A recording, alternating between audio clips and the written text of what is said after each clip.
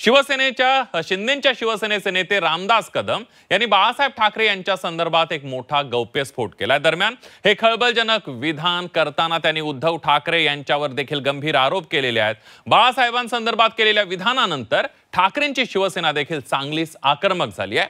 ठाकरेंच्या नेत्यांनी रामदास कदमांचा चांगला समाचार घेतलाय। बघूया एक स्पेशल रिपोर्ट। 2 दिवस शिवसेना प्रमुखांची बॉडीगार्ड ठेवली होती उद्धवजींनी। काय अंतर्गत चाललं होतं तुमचं? आता यांच्या तोंडामध्ये कुणी जर शेण कोंबला असेल, कोणतरी सांगितलं बाळासाहेबांच्या हाताचे ठसे घेतले होते, ठसे भडवेगिरी करून ज्यांनी पैसे कमवले त्याचा बार बंद झाल्यामुळं त्याच्या डोक्यावर परिणाम झालेला। रामदास कदम साहेबांचा बाण अतिशय योग्य दिशेने चाललाय, याचं उत्तर दिलं पाहिजे। शिंदेच्या शिवसेनेच्या दसरा मेळाव्यातून रामदास कदमांनी एक खळबळजनक गौप्यस्फोट केलाय। बाळासाहेबांच्या निधनानंतर त्यांचं पार्थिव 2 दिवस तसंच का ठेवलं होतं असा सवाल करत रामदास कदमांनी उद्धव ठाकरे यांच्यावर गंभीर आरोप केलेत। मात्र कदमांच्या विधानानंतर ठाकरेंचे खासदार संजय राऊतांनी चांगला समाचार घेतलाय। संजय राऊत यांनी रामदास कदमांवर सडकून टीका करत जोरदार पलटवार केलाय। उद्धव ठाकरेंना शिवसेना प्रमुखांचं नाव घेण्याचा अधिकार आहे का? आता बाप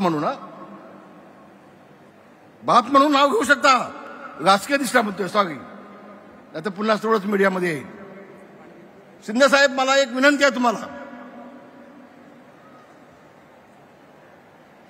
शिवसेना प्रमुखांचं निधन कधी झालं? शिवसेना प्रमुखांचं निधन कधी झालं आणि त्यांची बॉडी किती दिवस मातोश्रीमध्ये ठेवली होती? कडा माहिती। जबाबदारीने बोलतोय, मोठं विधान करतोय। होय, शिवसेना प्रमुखांच्या वरती उपचार करणारे डॉक्टर आहेत, आज त्या डॉक्टरांना विचारून घ्या, डॉक्टर पकावना विचारून घ्या। 2 दिवस शिवसेना प्रमुखांची बॉडीगार्ड ठेवली होती उद्धवजींनी। तुम्ही काय अंतर्गत चाललं होतं तुमचं?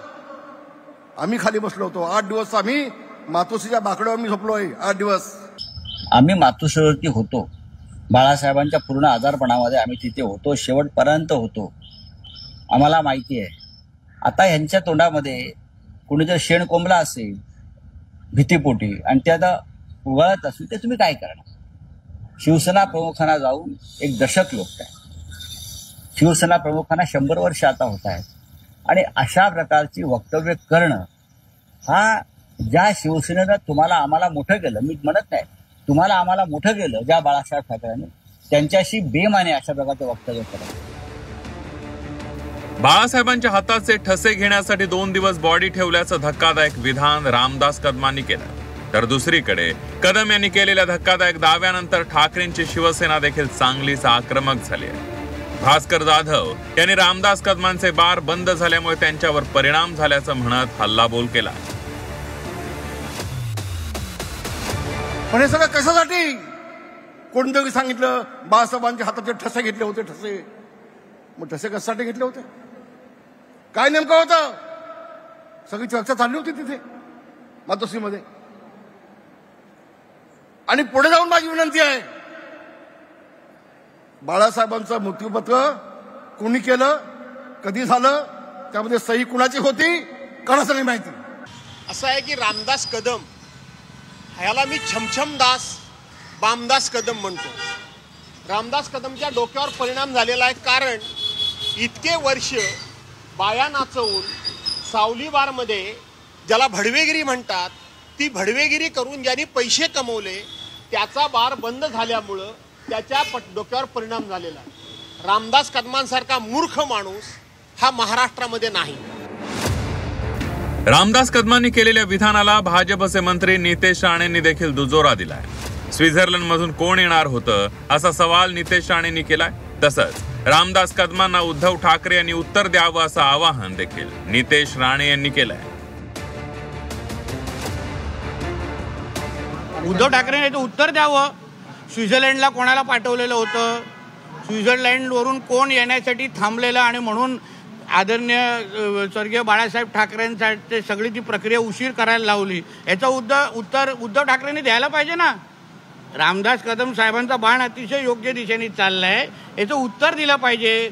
स्वित्झर्लंडच्या कुठल्या फ्लाईटवरून कोण येणार होतं, त्यासाठी कोण वाट पाहत होतं, कुठल्या कागदपत्रासाठी, कुठल्या प्रॉपर्टीसाठी उशीर केला, उत्तर उद्धव ठाकरेंनी दिलं पाहिजे. की रामदास कदमांना मार्गदर्शन कोण करतं याचं तुम्ही नाव घेतलं, ते त्यांच्या पिताजी हल्ली कुठे आहेत, ते हल्ली बोलताना दिसत नाहीत. अशा प्रकारची वाह्यात, अशा प्रकारची कामातून गेलेली माणसं, म्हणजे खरं सांगायला गेलं तर लूच लागलेली माणसं, लूच लागलेलं म्हणजे माहिती आहे ना तुम्हाला, लूच लागलेले लोक हे बोलतात, त्यांचं सातत्यानं बोलणं असतं. आम्ही त्यांना कधीही किंमत देत नाही. मेळाव्यात केलेल्या विधानानंतर ठाकरेंच्या शिवसेनेनं रामदास कदमांचा समाचार घेतला. मात्र त्यानंतर पुन्हा एकदा पत्रकार परिषद घेत रामदास कदमांनी धक्कादायक दावे केलेत. माझी आणि ठाकरेंची नार्को टेस्ट करा असं थेट आव्हान रामदास कदमांनी दिलंय. 2 दिवस शिवसेना प्रमुखांचा बॉडीचा छळ उद्धवजींनी केला, हे पुन्हा मी आता जबाबदारीने बोलतोय, खूप जबाबदारीने बोलतोय. होऊन जाऊ दे एकदा, उद्धवजींची आणि माझी नार्कोटिक्स होऊन जाऊ देत. दूध का दूध, पाणी का पाणी होऊन जाऊ देत. अनेक गोष्टी आहेत. उद्धवजींनी यावं माझ्यासमोर, मी सांगेन, बोलेन. मी उद्धवजींनी सांगावं रामदासभाई बोला, बोलेन, नक्की बोलेन. आणि ज्याच्या वेळेला मी तोंड उघडीन ना, मातोश्रीची कापेल, हादगा बसेल मातोश्रीला. माझ्या नादाला लागू नका, माझ्या नादाला लागू नका. शरद पवारांनाही मातोश्रीतील वरच्या खोलीत जाऊ दिलं नव्हतं, तर बाळासाहेबांच्या बॉडीला त्रास का देताय असा सवाल शरद पवारांनी मिलिंद नार्वेकरांना केला होता, असा दावा रामदास कदम यांनी केलाय. पण ही अतिशय गंभीर बाब आहे. बाळासाहेबांच्या माणसाच्या बाबतीमध्ये असं होत असेल, आमच्या दैवतच्या बाबतीमध्ये होत असेल, तर सगळ्या शिवसेनेकांना दुःख होईलच ना. ते का होणार नाही दुःख, का होणार नाही? का 2 दिवस शरद पवार साहेब आले होते, त्यांना वरती पाठवलं नाही, कुणाला वरती पाठवलं नाही. आणि शरद पवार साहेबांचं त्यावेळेला वक्तव्य असं होतं, अरे मिलिंद, का त्यांच्या बॉडीला त्रास देतोय उद्धव, शब्द होते त्यांचे. रामदास कदमांच्या विधानानंतर चांगलंच राजकारण पेटलंय. बाळासाहेबांसंदर्भात रामदास कदमांनी खळबळजनक वक्तव्य केली आहे. तसंच उद्धव ठाकरेंना देखील त्यांनी आरोपीच्या पिंजऱ्यात उभं केलं. निवडणुकीच्या पार्श्वभूमीवर बाळासाहेबांच्या मृत्यू प्रकरणावरून वैयक्तिक आरोप करण्यात आले. त्यामुळे या आरोपांच्या बॉम्बगोळ्याचा बुमरँग शिंदेच्या शिवसेनेवरच तर नाही ना होणार, अशी चर्चा आता सुरू झाली आहे. ब्युरो रिपोर्ट, झी 24 तास.